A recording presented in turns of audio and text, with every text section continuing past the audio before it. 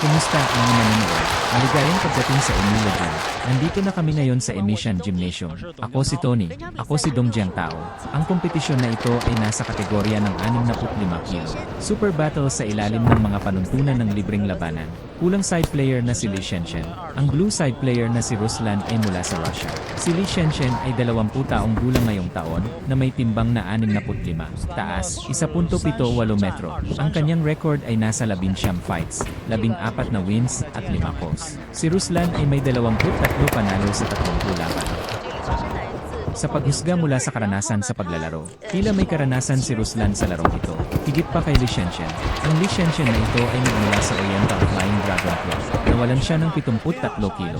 Nabawasan mula sa 73 kilo hanggang 64.4 kilo. 10 araw. Sige, ang mga pamamaraan ng boxing ng magkabilang panig ay magkatugma ng maayos. Kapag bumangon ka, hindi ka magalang. Hindi siya nag-aksaya ng labis na pagsubo. Isang serye ng mga paggalaw ng combo. Patuloy na mababang pagwawalis. Ang mga kilos ni Li Shenshen ay lubos na aktibo. Malakas pa rin ang pagnanais na atake. Tignan natin si Li Shenshen. Siya ay medyo matangkad din. Nawalan siya ng 20 kilo. Ito ay isang napakahalagang bagay. 20 gin. Peres talaga ito. 10 kilo ng timbang. Ito ay isang bagay ng buhay. Kaya nakita lang namin si Ruslan. Matapos ang isang pag-ikot ng kombinasyon ng pag-atake ng suntok na ito, walang humpay na pagtugis ni Li Shenshen sa mga tuwid na suntok. Ang epekto ay malinaw. Isang kalamangan ang kahulugan na ito. Ibunyag ang lahat ng walang pag-aalinlangan. Sa pag-urong na ito, nawalan siya ng balanse at nadulas. Si Li Shenshen ay napaka-aktibo sa pag-atake, at pamilyar sila sa mga patakaran. Matapos ang ilang linya ng combo attack na ito, hawakan ang aking tuhod strike. Pagkatapos ay tumawag ng timeout ang referee. Sinabi niya sa akin. Sinabi niya na nasa proseso siya ng pagbaba ng timbang. Minsan, naisipan ko pang ang tumigil sa pag-aaral. Pakiramdam ko lang ay hindi ko na kayang ipagpatuloy ang buhay. Ang pagkawala ng timbang ay lubhang masakit. Talagang napakasakit ng sitwasyon ngayon. Tama, at may sinabi siya sa akin. May isang bagay siyang hindi niya lubos na maintindihan. Sa madaling salita, pinag-uusapan niya ang tungkol sa proseso ng pagbaba ng timbang. Mayroon siya, maaari niyang hawakan ang kanyang sariling atay. Iyon na, napakaseryoso. Nawala na ang subcutaneous fat. Maaari mo pa ring hawakan ang iyong sariling atay. Pagkatapos ay kahit na ang paghinga ay nagiging mahirap. Sa katunayan, ang mga atleta ay nasa likod ng mga eksena. Nagdusa ng husto. Marami na akong pinaghirapan. Ang napili ng mga tagahanga, 1 minute on stage. 10 taon ng merito sa ilalim ng korte. 10 taon ng masipag na pagsisikap. Hindi lang ito tungkol sa dugo at pawis. Kasama rin dito ang pagbawas ng timbang at higit pa. Ang ilang mga pinsala sa pagsasanay ay bumabagal sa magpagalo ang lalaro ngayon ng mas langgas.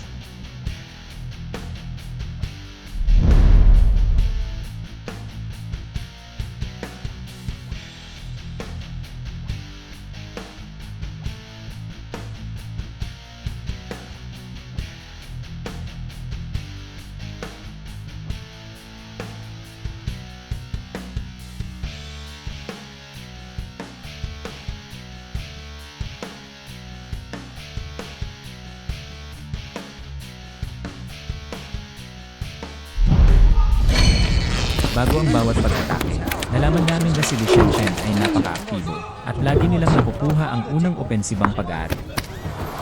Pagpalitan ng suntok ay magkabilang pa rin. Hindi ka maaaring mawala ng ganoong kalaking timbang ng walang kahulugan. Tiniis niya ang napakaraming paghihirap, kaya ang unang bagay sa laro ay gumanap ng maayos. Walang pagsisisi ang maiiwan. Ngunit maayos pa rin ang kanyang pag-atake. At ang pagkilos ay lubos na magkakaugnay din. Ano ang nangyayari ngayon? Madulas ba talaga ang singsing? Ilang beses na itong bumagsak ng sunod-sunod. Sa court, binalaan ng referee ang mga manlalaro ng asul na panig na huwag gumawa ng masyadong maraming ganitong uri ng pagkapit. Kung gagawin mo ito muli, ang mga puntos ay ibabawas.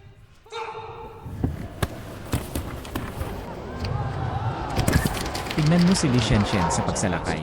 Lagi niyang nakukuha ang unang pagkakataon sa bawat pag-aari. At nang matapos ang pag-atake ng asul na panig ng manlalaro, muling nag-atake si Li Shenshen. Medyo napapanahon. Nasa mabuting kalagayan siya sa laban na ito. Ito ay isang napakalaking beat. Ipinapakita nito na mabilis na bumababa ang tibay ng magkabilang panig. Binibilang ba ito bilang soccer kicking? Ito ba ay itinuturing na isang laro ng football? Isang hakbang ng mababang sweeps? Parang laro ng football. Ito ay isang beat tulad ng isang football kick sa isang LLA tugma. Ngunit kami ay nasa mga malayang labanan. Iyon ay tinatawag na mababang pagwawalis, isang malakas na mababang pagwawalis na may isang malaking lawak.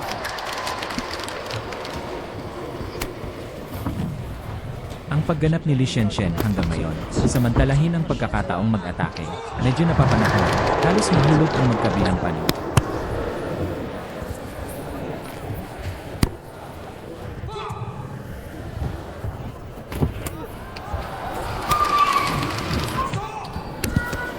Tinamaan nito ang likod ng ulo. Ang pag-atake ni Li Shenshen ay lubos na aktibo. Maraming mga tuwid na linya ng mga suntok. Sa kabilang banda, ano ang tungkol sa asul na side player na si Ruslan? Sa tuwing umaatake si Li Shenshen, palagi siyang dumadaan sa proseso ng pagbaba ng kanyang ulo upang makaiwas sa mga suntok.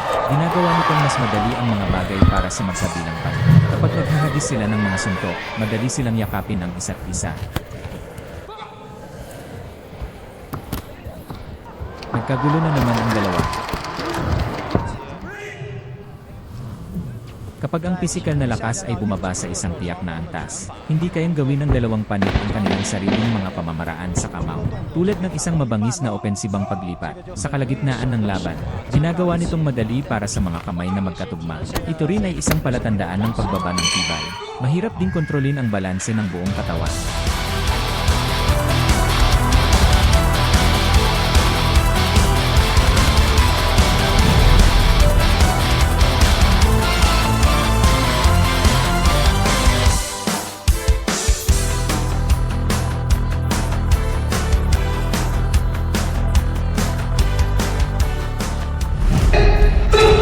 Huling pag-ikot sa pagitan ng dalawang panig. Napakaganda ng lakas ng pagsuntok ng Li Shenshen. Possible ito. Li Shenshen, ang pagbaba ng timbang mula sa mas malaking antas na ito ay nakabuluhan. Bumaba ito. Ito ang naging dahilan ng pag-andar ng kasalukuyang hitsura. Maganda na ang physical condition ko ngayon. Kakaiba ang mga linya ng kalamnan. Ito ang katangian ni Li Shenshen. Maaaring ibalik ang pisikal na paggaling. Pagbawi ng pisikal na kasanayan. Medyo mabuti. At malinaw nating madarama ito. Nang harapin ni Ruslan si Li Shenshen, ang katawan ay ang katawan ni Li Shenshen. Ilang pisikal na lakas, ang ilang mga pakinabang ay halata. Sa panahon ng labanan at pag-aaway sa pagitan ng dalawang panig, kadalasan ay nakakaranas si Ruslan ng ilang antas ng balanse sa katawan. Pagkawasak. Dahil sa pagbaba ng pisikal na fitness sa magkabilang panig, kaya kapag itinapon ng suntok, ang buong katawan ay itinulak pasulong ng napakagaan. Pati na rin ang ilang mga teknikal na katangian ng magkabilang panig at ang kanilang mga taktikal na kaayusan. Kaya madali para sa magkabilang panig na magtapon ng 2 o 3 suntok pagkatapos nyon. Magkasamang pinagsama-sama. Ngayon ay pinapanood natin ang laro. Ngayon, kapag nanonood ng mga tugma, paminsan-minsan ay naririnig mo ang referee. Tumigil, tignan natin ng mas malapitan. Isa pang mabigat na mababang pagwawalis. Ang pangalawang pagkakataon. Si Li Shenshen ay may malakas na kamalayan. Ano ang nangyayari? Ito ay kapag umatras si Ruslan. Si Li Shenshen ay sumandal pasulong at pinipilit ang kanyang katawan pasulong. Isang tuwid na suntok na sinundan ng pagsandal pasulong. Sa katunayan, balanse ang katawan. Ihagis ang iyong sarili. Bumagsak siya sa sahig. Ngunit ngayon ay nakatiyak ang napakasakot na kamalayan ng Li Shenshen. Parang lubos na tuwakrik. Bagamat mabilis na bumababa ang pisikal na kakayahan. Paggamit ng teknolohiya, mayaman din si Li Shenshen. Sa puntong ito, ang laro ay nagiging napaka-nakakahumaling. Okay. Nangyari ito noong nag-aaral si Li Shenshen ng martial arts. Minsan ay itinulak siya ng kanyang coach. Lubos kong inirekomenda ang taekwondo. Ito ay dahil ang kanyang pamamaraan sa binti ay pangbubuhay ng puso. Bukod dito, mayroon siyang 2 taong karanasan sa pagsasanay sa taekwondo. Ngayon, kapag pinagmamasdan natin siyang naglalaro, pag-atake sa mga pamamaraan ng kamao, kung mas mataas lang ang hit rate. Isang maliit na kilusan ngayon lang, nang magkalapit ang magkabilang panit at nagyakap, nakipaglaban si Ruslan, mayroon ding isang malawak na paggalaw ng binti. Ngayon, 2 Dalawang magkakasunod na suntok sa pag-ugoy ng kamay. Ngayon, ang asul na side fighter na ito, bakit parang lasing ka? Hindi na niya mapigilan ang sarili ng may malinaw na pag-isip. Ito ang aking focus, mga direksyon at iba pa. At ang pagpapanatili ng balanse ay medyo mahirap.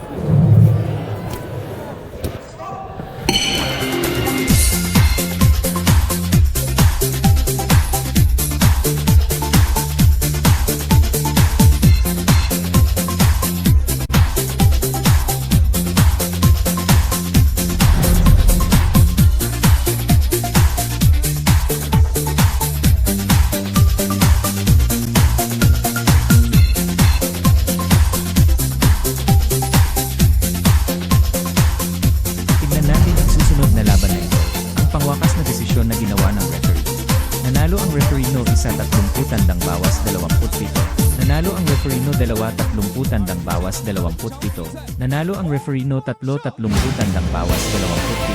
Ang larong ito, naninibabaw ang red flag. Binabati kita kay Rishan.